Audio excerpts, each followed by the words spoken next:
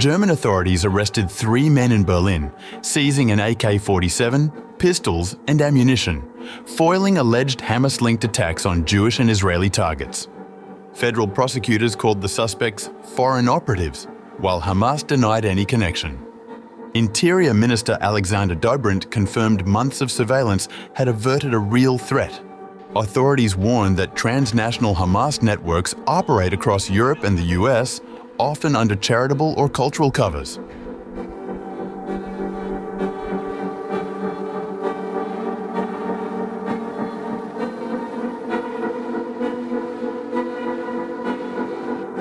German authorities have arrested 3 men suspected of planning attacks on Jewish and Israeli sites within Germany, allegedly on behalf of the Palestinian group Hamas.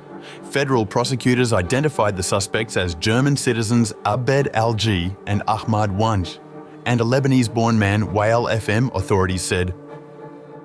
In the course of today's arrests, various weapons, including an AK-47 assault rifle and several pistols, as well as a considerable amount of ammunition, were found. Interior Minister Alexander Dobrindt confirmed that one of the suspects had entered Germany several months ago and had been under surveillance. Ladies and gentlemen, today we have succeeded in averting a terrorist threat. Terrorists affiliated with Hamas had been making detailed plans to carry out attacks in Germany. They had been under surveillance by the authorities for some time, several months in fact. A few months ago, a known terrorist suspect with links to Hamas entered Germany. Since then, this person has been under surveillance and has attempted to obtain weapons and ammunition to carry out an attack. Today, weapons and ammunition were also seized. We believe that this threat was real. We believe that the actions were carried out in time to arrest these individuals. Speaking from Brussels, Dobrindt said the arrests demonstrated that Germany remains a potential target for terrorism, adding that authorities had successfully averted a significant threat. In recent months, it has not been entirely clear who or what the attack plans were directed against, i.e., which individuals, events, or institutions. However, it is quite possible that this will become apparent in the course of evaluating the materials. So far, it has only been clear that an attack was planned, but not yet which direction it was headed in. Careful steps have been taken in recent months to avoid compromising the identities of the individuals involved. This has been successful, but we have also done everything possible to prevent this planned attack. This has also been successful. The whole situation demonstrates that the theory sometimes put forward that Germany is a safe haven for terrorism is incorrect. We are clearly a place of action for terrorists. That is why we must always be well prepared to defend ourselves against them. This shows that we are vigilant and capable of defending ourselves against this terrorism.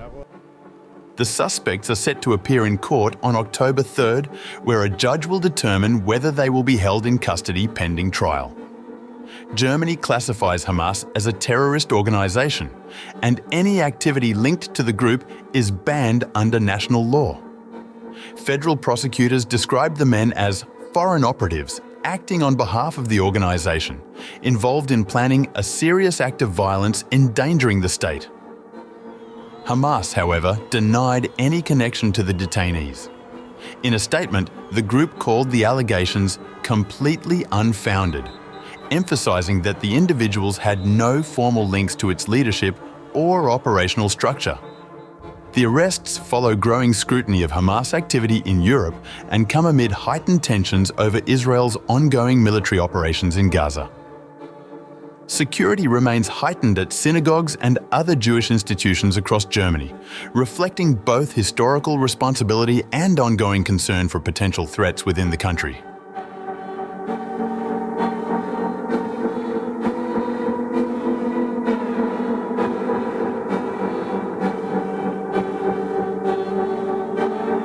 While Hamas is best known for its operations within Israel and the Palestinian territories, authorities in several Western countries have documented the group's presence and activity abroad. Outside Gaza, direct attacks by Hamas remain rare.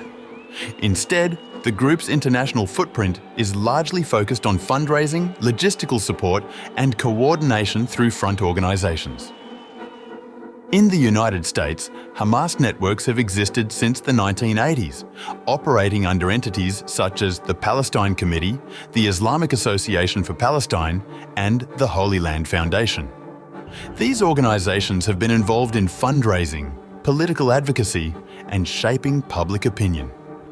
Law enforcement interventions, including FBI investigations and prosecutions, have disrupted several of these networks, but pockets of support continue to exist. Germany has emerged as a central hub for Hamas activity in Europe. Authorities there have identified multiple organizations linked to the group, some presenting themselves as community or cultural associations. The United Kingdom hosts several Hamas-affiliated entities, including Education Aid for Palestinians, Miles of Smiles, the Palestinian Forum in Britain, and the British Muslim Initiative. While operating under civil society or as charitable trusts, these organizations are reported to disseminate Hamas messaging and provide support for its broader objectives. Other Western countries, including Belgium, the Netherlands and Italy, have also seen Hamas-linked activities, mainly focused on fundraising and logistical coordination.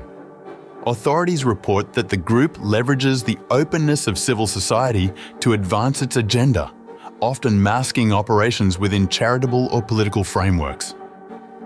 Overall, while large-scale attacks outside Israel are uncommon, Hamas maintains a transnational network across the United States and Europe.